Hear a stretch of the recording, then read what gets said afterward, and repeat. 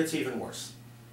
Because what's happening now is that as these new powers realize that they're getting close to the power of America, they're pulling out of the world organizations that kept peace from World War II. The UN, the IMF, the G8, G20, whatever you want to call it. China's going to less of these meetings. India's going to less of these meetings. Russia, Brazil, ASEAN. And what they're doing is they're making their own UN, their own IMF, their own G20. They're inviting people around their countries that they like, and they are specifically banning America from participating in their UN. China has something called the Shanghai Cooperation Council. That's a good example. Brazil has Mercosur. India has their own version. Russia. Europe's even looking at one. So, American foreign policy scholars have said that the period that we're going into in the next 20 to 40 years most closely resembles the period from 1880 to 1910, aka the lead up to World War I, World War II. And here's why. In 1880, most of the world was owned by European countries. England, France, Spain, whatever. They took over parts of the world, made them their colonies, and things worked out for a while. I'm not arguing the morality of that situation, just that's the way that it was. But then there were new countries, and they saw how well England and France were doing, and they wanted their piece of the pie.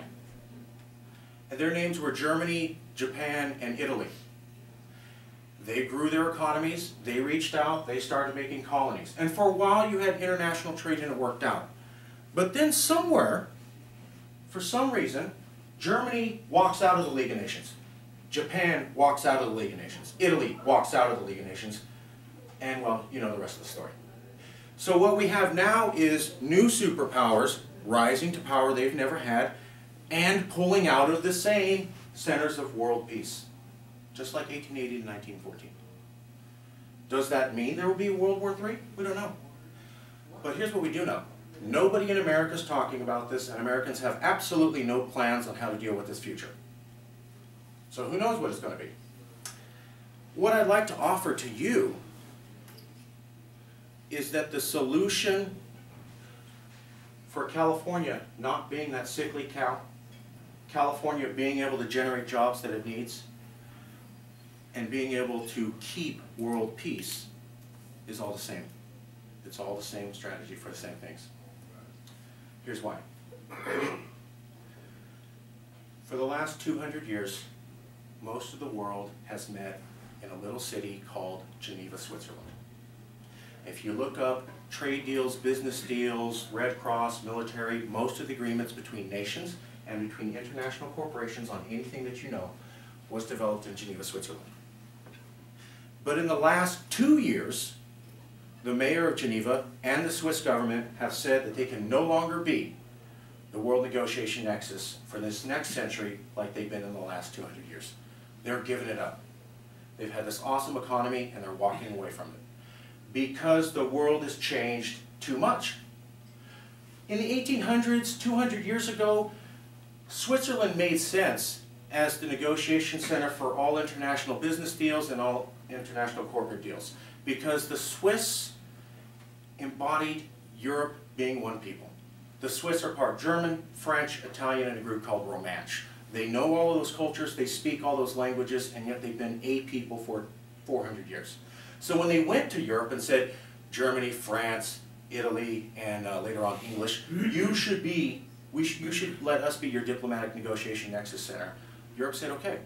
Because the Swiss were able to say, we speak your language, we know your culture, and we're the living embodiment of all you working together. Europe bought that 200 years ago. But now the world's changed, and Europe will only be one power. We need a new Switzerland for the next century. We need a place that has Brazilians, Russians, Indians, Chinese, Americans, Europeans, and Southeast Asians. Knows their culture, knows their languages, and proves that all of these people can live together for a very long time. Well, in my research, and I look all over the world, California is that only place, land, people, area, you name it, period, across the entire surface of the planet. No other place, country comes remotely close to having the variety of superpower peoples and the length of all of them working together as California. Nobody. There are some places that might have some Russians and Europeans. 2 out of the 7 superpowers. California has 7 out of the 7 superpowers. No one comes remotely close. And we've been doing it for a long time. Diversity's not new here. We've been diverse for 100 years, 500 years, depending on how you go back. Now type in diversity and Australia, for an example. Diversity is very popular now, but people have not proven that they can do it. Australia says they're diverse, but then type race riots. Australia has immigrants coming in, and they've got a lot of diversity. They have riots routinely. Look at France. France has immigrants, and they have race riots. Now, here in California, we've had problems, and we still have work to go. Everything's not perfect, there's room to grow. But when you look at our track record versus any other place, there is no one comparable to be the next Geneva, Switzerland for the next century. It's us or nobody. So how do we have it where we stop being milked by the federal government, we're allowed to make 100,000 new jobs based upon our trade economy as we choose, and we can provide this global peace nexus for the world that it desperately needs and nobody has a clue how to deal with? Well, the solution is what's known as subnational sovereignty. Scotland, in the last 5 years, has gone from basically being a colony of England to being what's called 98% policy independent. The military and the British pound stay intact, but all other policy decisions return to Holyrood, the new capital of Scotland.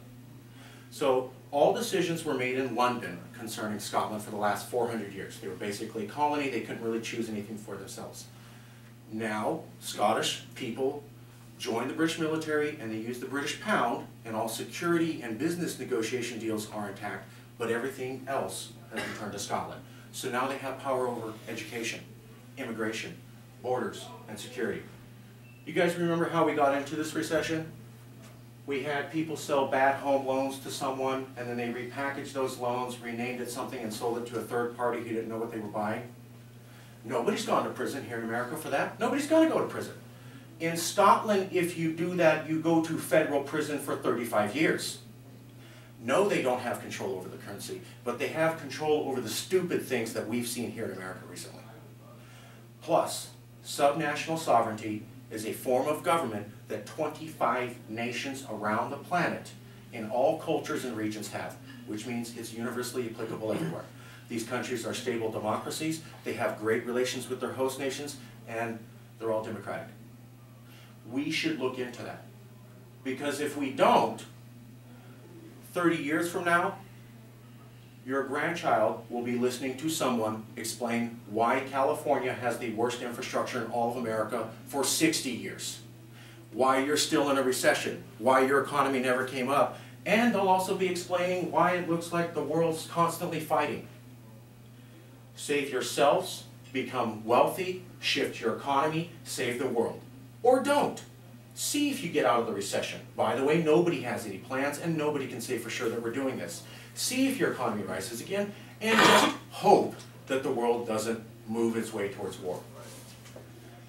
You have flyers we'll be passing out. I'm working with a group called Californians for Sovereignty. We're not saying to pursue this plan. What we're saying is that we've spoken in 40 California cities, and Californians are completely ignorant about all of this information. They don't know how much they're being milked, they don't know what's at stake. Help us get the conversation out there. Because I'm going to reach out and guess that none of you in this room have heard anything like what I'm talking about before. And that you didn't know you were losing $120 billion. And that you didn't know that you were paying for border security, national security, environmental insurance and stuff and not getting it. And that you didn't know that you had a way to get out of the recession, and you were forbade by 2 different US presidents from doing so. Spread the word. Let's at least have this conversation. Don't other Californians have just as much right to at least be informed? I'll stop there. Thank you. It's 1:15. I know that 1 or 2 of us have to leave at 1:15.